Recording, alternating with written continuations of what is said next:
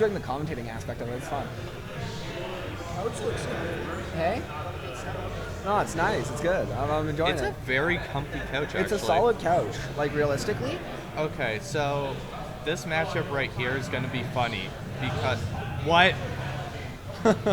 Okay, that was a little unnecessary, but I really appreciate it. So, I don't know if you know what happened, but No. so when you are shielding and you drop your shield just as you get hit, it's like a perfect parry. Yeah. You parry it, you get to act right away. Yeah. There's no like leg or anything. He parried both hits of the crown for no reason and just went back to neutral. Which is a little funny. So what we were talking last game about sort of stage positioning and spacing.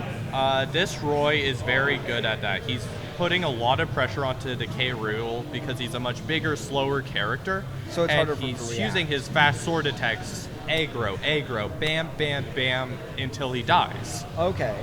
And No, I so- can see that. Yeah. It's And a very so- offensive. Yeah, high see, he's pressure. carrying him across the stage with his sword attacks because they're so quick, and Rool, he can't do anything about it because he's in a bad position. So Rool has to play. Oh, he grabbed his crown, tried to do something funny with it, but it hit the ground first. But Roy is quite light, hey? Probably Relatively more like a speaking. medium class character. So It's just that Rool has very hard hitting moves. But he's quite slow. Yeah, he's quite slow, but he also has some like zoner projectiles to help compensate for that at range. See how he's pressuring with the crown and the blunderbuss. Okay, I see that. Yeah. No, I get you there. Yeah. See, come he on. throws the crown, Yeah. and then by the time he's coming back up, he catches it. So it's nice timing, at least. So But- so Rool's all about your timing and your spacing, where Roy's all about your pressure and your offense Yeah. and your stage position. Yeah. Because Well, Roy's aerial game is quite stage clearly position's better. always important. Well- for no matter who you are. But I imagine you want to prioritize certain things over that for certain characters, like Rool in this case, where he seems to have an okay recovery, so there's not too much of a punish. Off stage, his positioning isn't as important because like his recovery, you see the little propeller comes Yeah. out of his backpack, whatever. It's quite solid. It's a good recovery there. So like it goes straight up, right? But the thing that makes it good is There's Screamer in black as well. yeah, there's a hitbox on the propeller that's bigger than it looks. So every time you try to Yeah. ledge guard that, you get hit by it. Oh, so the propeller can hit you. Yeah, exactly. It's like it's like using an offense as the defense, if that makes sense. You can't go into this zone, or else you get hit while you're trying to edge guard me. Yeah, so if you tried to edge guard him down, the propeller would counter and just tell you to piss off, eh? Yeah, exactly. Okay, I can see that. So we're going to restart the match because of a weird Because blackout. There well, I where- don't know what happened. Yeah, the screen blacked out and then Roy fell off the map, so they wanted to... Restart Yeah. because it's bullshit. That's fair. That's completely understandable.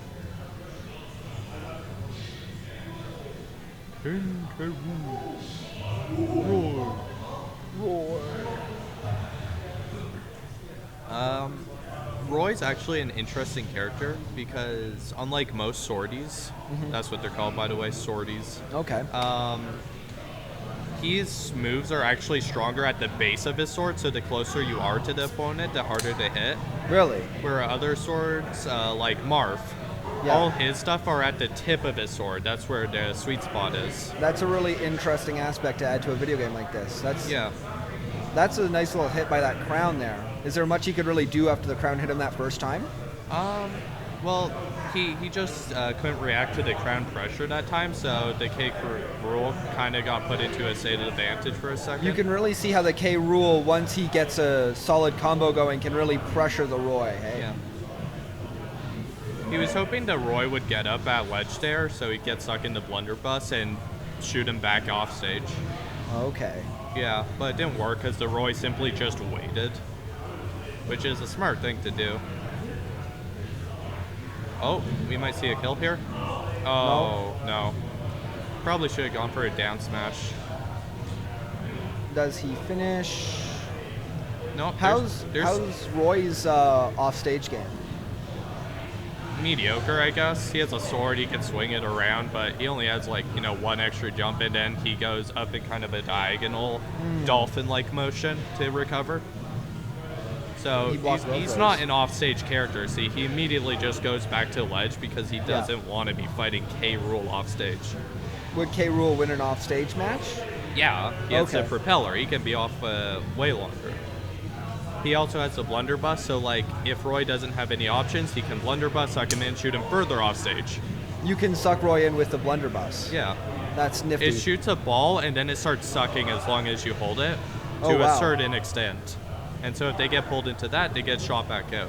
Okay, I see. Another thing about the blunderbuss is if your cannonball gets hit or its momentum stalled in any kind of way and it goes back into it, he'll shoot it up at a diagonal. Oh, okay. Yeah, so he'll do like a second shot if the ball somehow manages to come back to him. That's interesting. That was... Okay, that was weird. He threw the crown the other way so it'd come back in a long arc because he was stalling his recovery.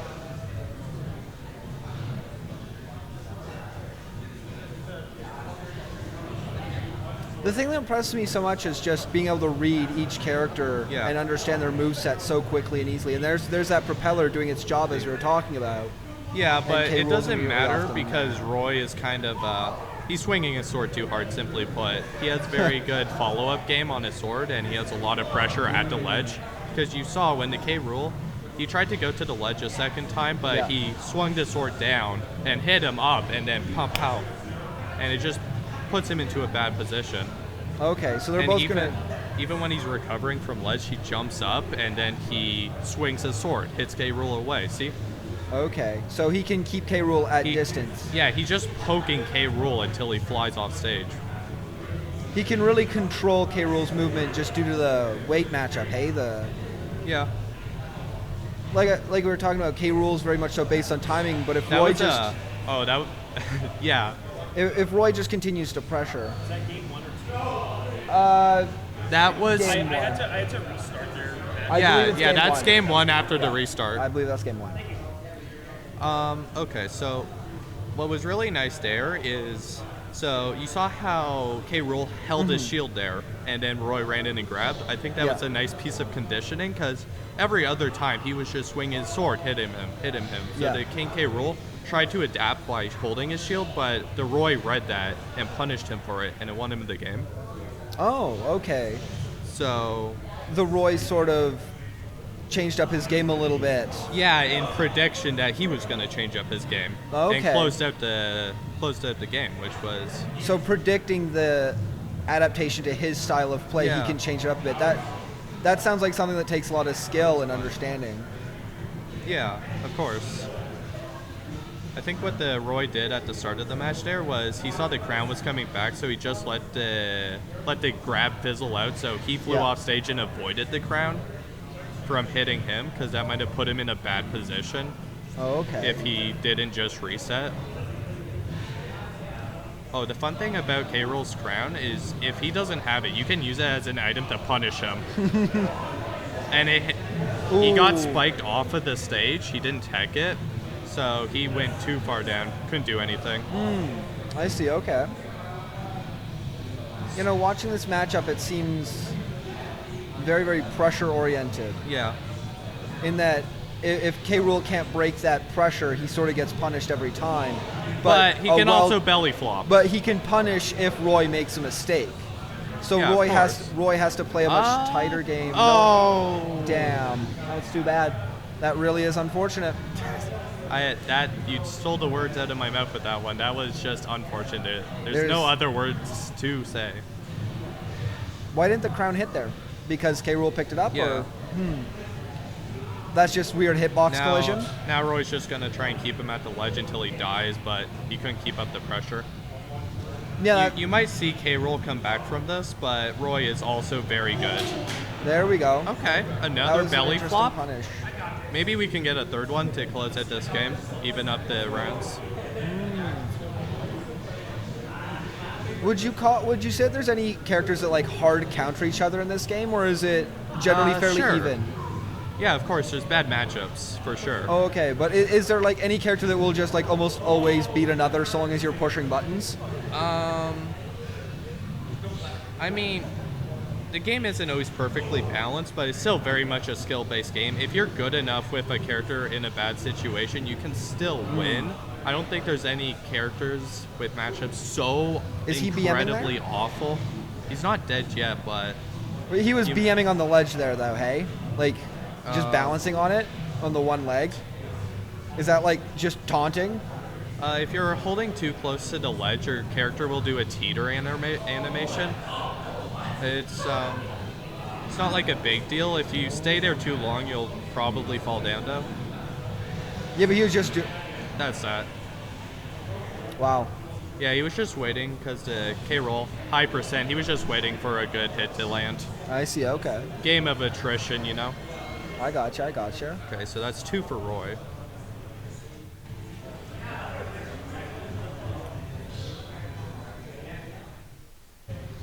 Now watch this. We're going to have the upset of a century. 3 King K. Rool wins in a win. Dude, that'd be crazy if he goes on a roll here and completely not just a roll, sweeps him. A steamroll. Yeah, he'd have to sweep him now to win this matchup. Hot crossed buns gameplay. So this is high pressure for the K. Rool now. Yeah. One more strike and he's out. Oh, there. See, wow, he dragged him in. He finally pulled it off. Yeah. He's been trying all game, and he's not really been able to get it to connect so far. But right there, we got a good example of it. It wasn't a very high-stakes situation because it was also at the very start of the match. Okay. It was a nice bit of damage, but then the Roy comboed him to death, so... And that's just good combo and pressure, hey? Yeah, he's hitting him back and forth with the sword. He's just rarely good with his moves. Because that's the spacing you were talking about earlier. Okay. So does the K Rool sort of want to keep him at like arm's reach, whereas the Roy wants to be right up tight, hey? Directly in his face, so close he doesn't have time to hit back. Okay. So does that make this a poor matchup for the K Rool? Not necessarily. Because he can do shit like that? Yeah. Okay. To be fair, I don't know a lot about individual matchups because I play like one character. I don't know, it just seems like a character that's based on high pressure sort of punishes K. Rool's playstyle a little bit in this matchup. Like, it seems a little bit more oriented towards Roy's advantage. I've also played against this Roy a few times. He's pretty good, actually. Oh, okay. Yeah, I'm not trying to distract from his skill at all. No. I think they're, like, skill-wise, the Roy is good. That's why he can punish stuff like this. He knows what's happening. But I don't think it's unwinnable for the K. Rool. You've seen it be pretty close a few games. No, I don't think it's unwinnable by any means. But I think it's looking a bit long for him now. What? You don't think he can keep up the heat? Look, he's about to, what is he about? Ooh. Yeah, he's about to do that. See? Come on, Logan. That's not Give bad. the man some credit. He tried to go in with a back air, but he threw it out too late, so... It's pretty goofy. Yeah. K Rool's back air is really fun because it, when he swings it down, that it can do that, but also if you hit it in the right spot, it can spike really hard too. So it kind of like bounces you right against down. the ground, and then you bounce up, hey? Well, typically you're going for the spike off the stage, so they go straight down into the blast zone, or they can't recover because they go too far. Oh yeah, fun fact. The sweet spot on my sword is his hilt. It's the hilt, hey? Yeah, the hilt is where